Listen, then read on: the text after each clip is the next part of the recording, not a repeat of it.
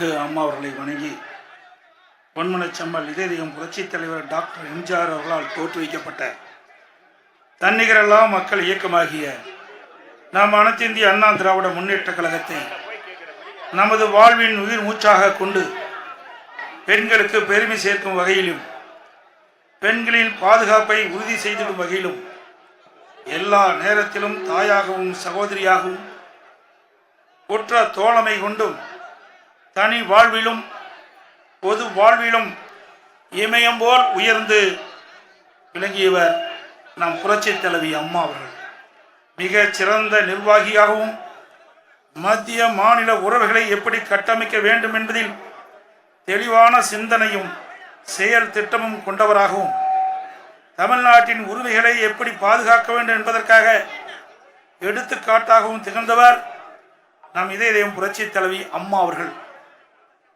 இந்தியாவிலே வேறு எந்த மாநிலம் சாதிக்க முடியாத பல அரிய சாதனைகளை தமது ஆட்சி காலத்தில் நிகழ்த்தி பல்வேறு வெற்றிகளையும் விருதுகளையும் பெற்று பெருமைமிகு மாநிலமாக தமிழ்நாட்டை உருவாக்கியவர் நம் இதயம் புரட்சித் தலைவி அம்மா அவர்கள்.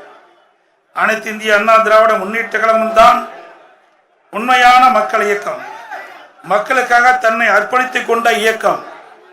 இந்த இயக்கம் இருக்கின்ற வரை தமிழர்கள் வாழ்வு வளம் பெற செயல்படும்.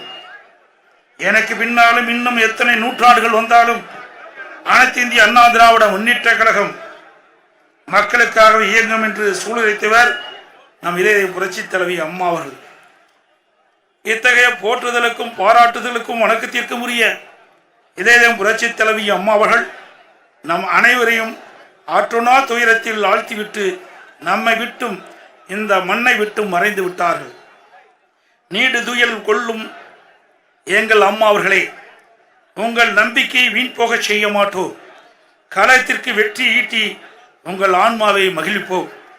இந்த மண்ணை விட்டு மறைந்தாலும் கோடிக்கணக்கான மக்களின் இதயங்களில் கம்பீரமாய் நீடித்த நிலைத்த புகழோடு வாழ்ந்து கொண்டிருக்கும் நம் இதயம் அம்மா அவர்கள் 9ஆம் ஆண்டு நினைவு நாளில் இப்போது நான் வாசிக்க உள்ள உறுதிமொழிகளை அம்மா அவர்கள் நீடுதுயில் கொள்ளும் இந்த நினைவிட வளாகத்தில் இருக்கும் நீங்கள் அனைவரும் திரும்ப வாசித்து ஏற்றுக்கொள்ளுமாறு அன்போடு கேட்டுக்கொள்கிறேன்.